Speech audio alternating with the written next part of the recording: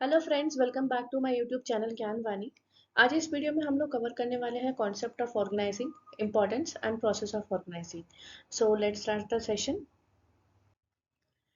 The term organizing refers to the process of making arrangement of tasks, functions, roles and responsibilities for achievement of certain goals। देखो, organising क्या होता है? एक systematic arrangement of activities होती है between employees. ठीक है, जब भी हम अपने गोल्स को अचीव करते हैं तो सबसे पहला फेज हमारा क्या होता है? प्लानिंग। ठीक है, तो प्लानिंग करने के बाद हमें क्या करना पड़ता है? चीज़ों को ऑर्गेनाइज करके चलना पड़ता है कि कब कौन सा काम किसको किस हिसाब से एलोकेट करना है। So it is called a process of making arrangement of task, function, roles and responsibilities of for achievement of certain goals. अपने गोल्स को अचीव करने के लिए जो हमारे टास्क है, जो हमारे फंक्शन है या रोल्स एंड रिस्पॉन्सिबिलिटीज है, उनका एक प्रॉपर तरीके से अरेंज करना, उसका उनका अरेंजमेंट करना कि कब कौन सा रूल्स एंड रिस्पॉन्सिबिलिटी कौन सा एम्प्लॉय हैंडल करेगा। ठीक है, कौन सा फंक्शन कौन सा डिपार्टमेंट हैंडल करेगा, किसको किस हिसाब का टास्क दिया जाएगा। So it involves identification of the activities and grouping of these activities into work unit. ठीक है, जितनी भी एक्टिविटीज है उनको आइडेंटिफाई करना और उनको डिवाइड कर देना, उन एक्टिविटीज को ग्रुपिंग कर देना इनटू वर्क यूनिट।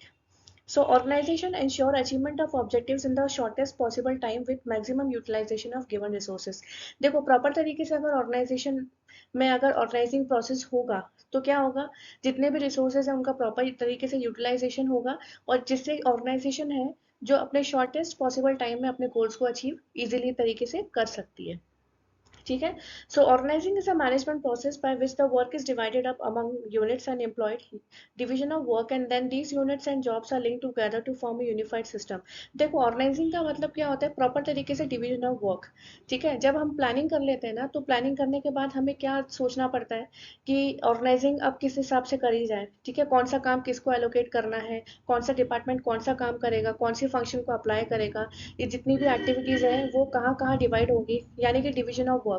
अगर आप प्रॉपर तरीके से सबको ये बता दोगे कि आपका ये काम है, आपका ये काम है, तो चीज़ें सिस्टमैटिकली तरीके से फुलफिल की जाएंगी। तो यही जो डेफिनेशन है वो दी थी किसने? ग्लुइक ने। तो इसके इंपॉर्टेंस देख लेते हैं हम लोग। इंपॉर्टेंस क्या है? फर्स्ट है आपका benefits of specialization. In an organization, work is divided into units and departments, and these division of work leads to specialization in various activities of the concern. And this leads to systematic allocation of jobs among staff, which enhances productivity and reduces the workload. देखो, specialisation के लिए सबसे पहला benefit है। ठीक है, अगर department wise अगर हर किसी को ये पता है कि हमारे डिपार्टमेंट का ये काम है, हमको ये काम एलोकेट किया गया है, इससे क्या होगा? चीज़ें बहुत आसान हो जाएंगी। ठीक है, एलोकेशन ऑफ जॉब्स हो जाएगा अमंग स्टाफ, यानी कि लोगों को पता चल जाएगा कि हमारा ये काम है, हमारा ये जॉब है, हमको ये जॉब परफॉर्म अच्छे तरीके से करना है। अब हमको ये चीज़ पता चल गई, जिससे जिससे क्या होगा? सब लोग रिस्पेक्टिव एरियाज में अपने अपने जो गोल्स हैं उनको अचीव करेंगे। और इससे क्या होगा? स्पेशलाइजेशन, यानी कि डिपार्टमेंट्स को भी बेनिफिट होगा उनके गोल्स को, सर्टेन गोल्स को अचीव करने के लिए। ठीक है, so clarity in working relationship. After identification of a job, organizing also clarifies the authority and responsibility of individual of different departments। ठीक है, जॉब को आइडेंटिफाई करने के बाद ऑर्गेनाइजेशन क्या करती है? ऑथोरिटी एंड रिस्पॉन्सिबिलिटी पता चल जाती है, उससे क्लैरिटी हो जाती है कि भाई ये काम हमको एलोकेट किया गया है तो ये हमारी रिस्पॉन्सिबिलिटी है। ठीक है, इसको हमको रिपोर्ट करना है, ये हमारी अथॉरिटी है।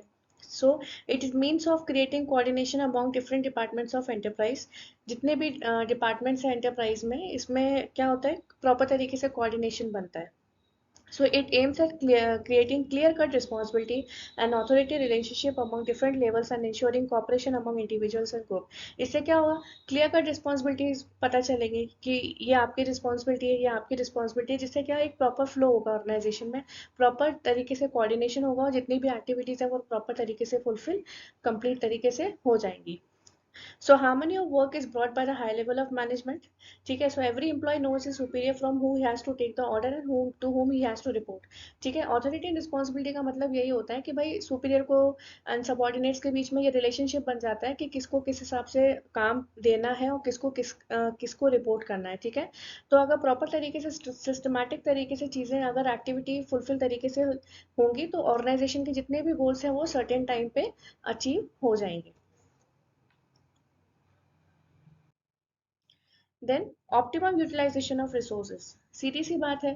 ठीक है, रिसोर्सेज का कोई वेस्ट नहीं होगा। अगर प्रॉपर तरीके से काम होगा, डिवाइडेशन ऑफ एक्टिविटीज होगी, डिवाइडेशन ऑफ वर्क होगा अमॉन्ग एम्प्लॉयज, तो जितने भी रिसोर्सेज हैं उनका प्रॉपर यूटिलाइजेशन तरीके से होगा ऑर्गेनाइजेशन में। So organising ensures optimum utilisation of human and material resources. So in organising work is assigned as per skilled and knowledge. ठीक है, जिस जिस एम्प्लॉय के जिस हिसाब से स्किल है, जिस हिसाब से उसका एक्सपीरियंस है, जिस हिसाब से उसका नॉलेज है, ठीक है, उस हिसाब से किसी भी पर्टिकुलर एम्प्लॉय को वर्क असाइन होगा ऑर्गेनाइजेशन में। जिससे क्या होगा ना कि जो प्रॉपर तरीके से रिसोर्सेज है उनका प्रॉपर तरीके से यूटिलाइजेशन होगा और रिसोर्सेज वेस्ट नहीं होंगे, ऑर्गेनाइजेशन के जो गोल्स है वो भी टाइमली अचीव हो पाएंगे। So the clarity in the job in advance of what the employees are suppose to do avoids confusion and motivate employ to put in their best. इससे क्या होगा, कंफ्यूजन नहीं होगा, हर एम्प्लॉय को पता रहेगा कि भाई मेरे में अगर ये स्किल्स है, मुझे ये नॉलेज है, तो मुझे इसी हिसाब से काम दिया गया है, जिससे वो अपने काम को भी बेहतर तरीके से कर पाएगा और इससे आपस में एम्प्लॉयज को भी कंफ्यूजन क्रिएट नहीं होगा। ठीक है, नेक्स्ट है आपका effective administration. Organizing provides a clear description of the jobs and working relationship. ठीक है, so it helps in effective administration by avoiding confusion and duplication of work. Organizing क्या करती है, क्लियर डिस्क्रिप्शन प्रोवाइड करती है, ठीक है, between jobs and working relationship. इससे क्या होगा, एडमिनिस्ट्रेशन जो है वो इफेक्टिव तरीके से काम करेगा। ठीक है, जिससे कंफ्यूजन नहीं होगा, डुप्लीकेशन ऑफ वर्क की भी प्रॉब्लम क्रिएट नहीं होगी। Now expansion and growth. An organization growth is totally dependent on how efficiently and smoothly work. देखो, एम्प्लॉयज को अगर ऑर्गेनाइजेशन में हर एक डिपार्टमेंट को एम्प्लॉयज को अगर ये चीज पता चल गई कि कौन सा काम किस हिसाब से करना है, किस एम्प्लॉय को कौन सा काम किस तरीके से दिया गया है, ठीक है, तो काम एफिशिएंटली तरीके से होगा, स्मूथली रन करेगा। ठीक है, कंफ्यूजन क्रिएट नहीं होगा, डुप्लीकेशन ऑफ वर्क नहीं होगा, प्रॉपर तरीके से डिवाइडेशन ऑफ वर्क होगा, तो एक्टिविटीज भी प्रॉपर तरीके से फुलफिल की जाएंगी। ठीक है, so the organizing process creates a favourable condition for expansion and diversification of enterprise by enabling it to deviate from existing norms and take up a new challenge। ठीक है, तो ऑर्गेनाइजेशन में क्या है, ऑर्गेनाइजेशन में प्रॉपर तरीके से अगर ऑर्गेनाइजिंग होगी तो ऑटोमेटिकली उस ऑर्गेनाइजेशन पर्टिकुलर ऑर्गेनाइजेशन का एक्सपेंशन होगा और ग्रोथ होगा। ठीक है, so organising allows a business enterprise to access more job position and departments and even diversify it product lines. ठीक है, इससे क्या होना, अगर एक बार अपने टारगेट पूरे हो जाते हैं ऑर्गेनाइजेशन के, तो जितने भी ऑर्गेनाइजेशन है वो क्या होती है, अपने अपने अलग रिस्पेक्टिव एरिया में डाइवर्सिफाइड हो जाती है।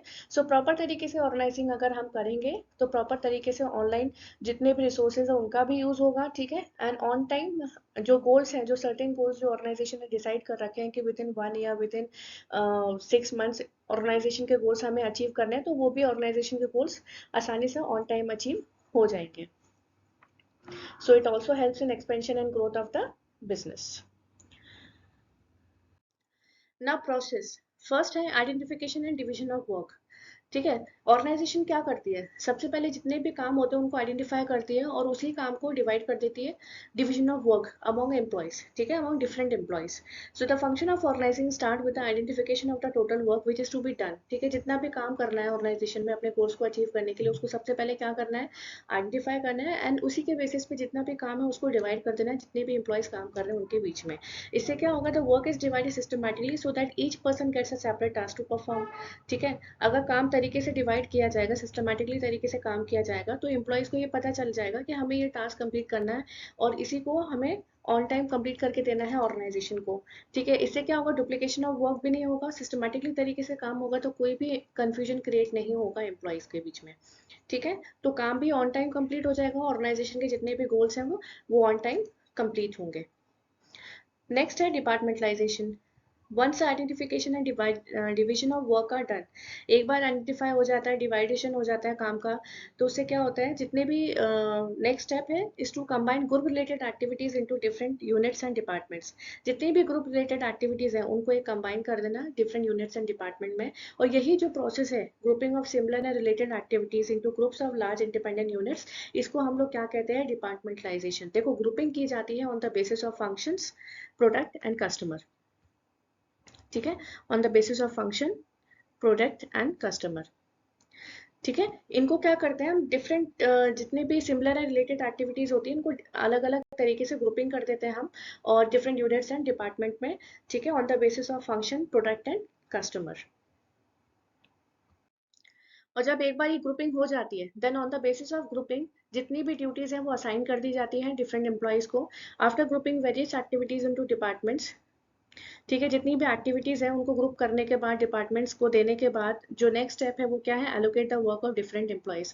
देखो, अगर किसी को डिपार्टमेंट में ये चीज़ पता चल गई कि इस डिपार्टमेंट का ये फंक्शन है, इस डिपार्टमेंट के ये रोल्स एंड रिस्पॉन्सिबिलिटीज़ हैं, ठीक है, इस डिपार्टमेंट को कस्टमर केयर का काम करना है या कस्टमर से डील करना है, ठीक है, फंक्शंस क्या है इस डिपार्टमेंट के, सब चीज़ें क्या आती हैं, आपस में एक दूसरे से रिलेट करती हैं, तो सबको अलग अलग हिसाब से काम दिया जाता है।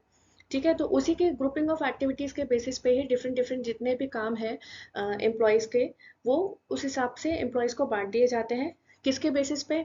On the basis of knowledge, qualification, experience and capability of the individual. देखी जाती है कि भाई उसका कितना नॉलेज है, ठीक है, जो फंक्शन उसको अलॉट किया जा रहा है काम करने के लिए, उसको उस हिसाब का क्वालिफिकेशन है या एक्सपीरियंस है या नहीं, या नॉलेज है या नहीं, ठीक है। और ये सारी चीज़ें प्रॉपर तरीके से मैच की जाती है ऑर्गेनाइजेशन में डिफरेंट एम्प्लॉयज़ एंड उसके कैपेबिलिटी के बेसिस पे, देन उसके बेसिस पे ही जो भी ये काम है उसको एलोकेट किया जाता है। ना लास्ट है एस्टैब्लिशिंग रिपोर्टिंग रिलेशनशिप। देखो, हर एक एम्प्लॉय का एक बॉस होता है, ठीक है, काम तो एलोकेट किया जाता है, काम कौन करता है एलोकेट, जो सुपीरियर्स होते हैं, जो सीनियर्स होते हैं, ठीक है, तो हर एक एम्प्लॉय को ये पता होना चाहिए कि हमें काम करने के बाद जिससे हमें ऑर्डर्स और इंस्ट्रक्शंस मिल रहे हैं काम करने के लिए, हमें उसे रिपोर्ट करना है, ठीक है। कहते हैं ना कि एंड ऑफ द डे जो रिपोर्ट होती है वो सबमिट करनी होती है, ठीक है, आपने जितने भी दिन भर में काम किया है वो आप आपके बॉस को सबमिट करके जाओ, तो वही होती है establishing reporting relationship. So deployment of work is not at all, the employees must be aware of whom they have to report and who can give them orders. Employees को ये पता होना चाहिए कि हमें किससे orders and instructions मिल रहे हैं और हमें किसको report करना है। So hence work relationship need to be established clearly, ठीक है, जो काम का relationship है वो establish होना चाहिए proper तरीके से। हर एक employee का अपना अपना एक boss होता है, हर एक department को भी authority को भी एक मतलब report करना होता है, ऊपर seniors को उनको report करना होता है कि आज दिन भर में कितना target complete हुआ है, ठीक है। तो ये जो एस्टैब्लिशिंग रिपोर्टिंग रिलेशनशिप, ये भी होना बहुत ज़रूरी है बिटवीन सीनियर्स एंड जूनियर्स के बीच में। So which helps in the creation of hierarchical structure of the organisation. इससे क्या होगा, प्रॉपर तरीके से जो हिरारिकल स्ट्रक्चर है वो मेंटेन होगा ऑर्गेनाइजेशन के अंदर। सो ये तो था ऑर्गेनाइजिंग का कॉन्सेप्ट, उसके प्रोसेस एंड इम्पोर्टेंस। अगर आपको ये वीडियो पसंद आए तो प्लीज़ इसे लाइक शेयर सब्सक्राइब ज़रूर करें। Thank you.